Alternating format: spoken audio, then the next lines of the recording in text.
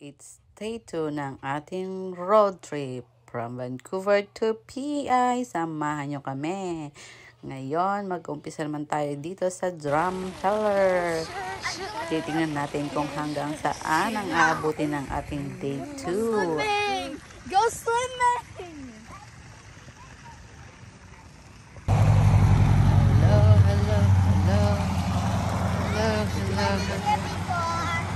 Oh, dyan, sama-sama kayo, dali. Picture ako kayo. Yeah. Oh, go there with them. Go there. Okay. 1, 2, ready. Sinamantala namin ang bawat pagkakataon, picture muna sa bawat anggulo para magkaroon ng magandang souvenirs. Ayan. Yan, syempre, mag-picture muna, samantalahin ang lahat ng oras. Ayan, picture, post lang ng post, kahit madilim-dilim pa yan. Diyan na kami sinikatan ng araw, di ba? Ang saya-saya naman. Ayan, pagkatapos ng 4 na taon, nakabalik si Gabi at si Mateo dyan sa Drumheller. Syempre, kailangan mag-retake ng mga picture. At yan, syempre, dapat may picture din ng mga sasakyan at syempre ang mga driver. Bye, dinosaur! Bye-bye! See you! Bye-bye! Highway 56. Bye-bye, Drumheller! See you next time! Binabaybay na nga namin ang kagandahan ng Drumheller. Yan naman, talaga namang mabubusog ang ating mga mata sa panonood ng mga kakaibang hugis ng kanilang bundok. Dito daw noon natagpuan ang mga fossils ng dinosaurs. Ayan. Hindi na kami gumawi doon sa may Drumheller Museum kasi out of way na yon. Kaya diretso na kami sa aming biyahe. Windmill! So windy! Look at this windmill. Nice. Where's the background? Where's the background? Help us!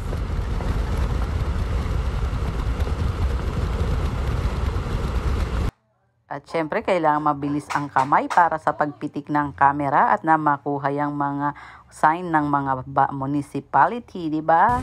Yan, si Kuya Teo. Naglilinis ng windshield. Galingan mo. Yan. Naglilinis na siya ng windshield ngayon.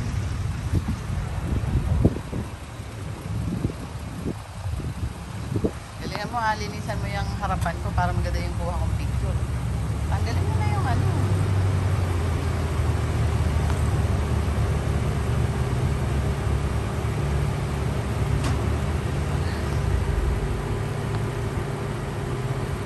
Good job, kuya. Ang ganda ng truck ni Ate Mariluz. Ayan. Para siyang ano, para siyang nasa sabi mo ya? Para kang nasa picture. Para kang nasa painting. Road trip to PEI. Nakakaantok sa biyahe. Dire-diretso lang. In 1.5 kilometers,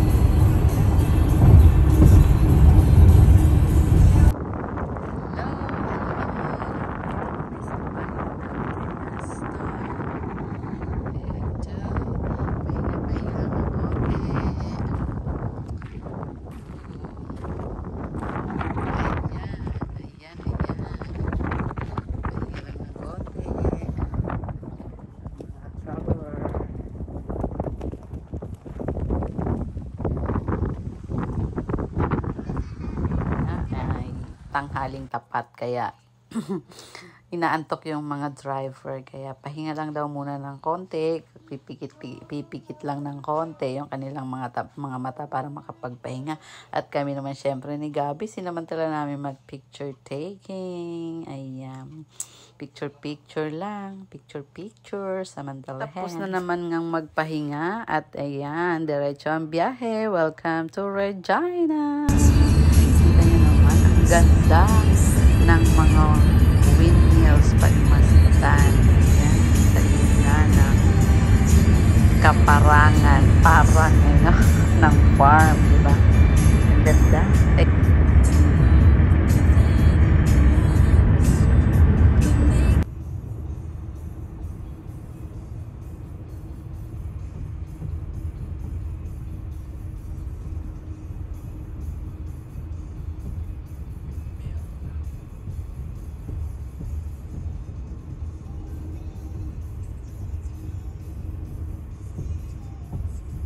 Welcome to Pagudpon.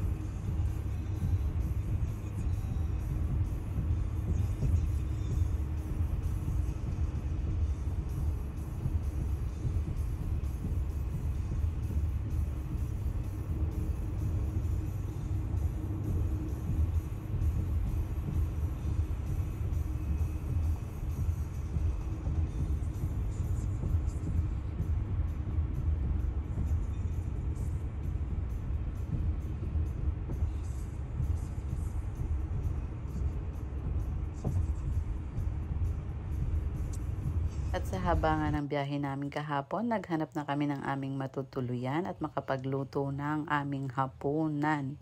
Ayan. Diba? Ang mga driver pagod na. Pagod na sila. Kaya kailangan na ng food. Ayan ang aming hapunan. Simple at masustansya. Tipid pag. So, ayan yung mga bata na natulog. Sasasak yan. Ngayon, hindi makatulog. Mas ulit sila makatulog. Yes, I slept in the car for 8 hours. You think that? Mama, can you pass me Sophia? Ha? Buutos ka pa. Hindi mo na lang gawin. Maraming salamat sa pagsama nyo sa aming day 2 sa road trip to Vancouver to PEI.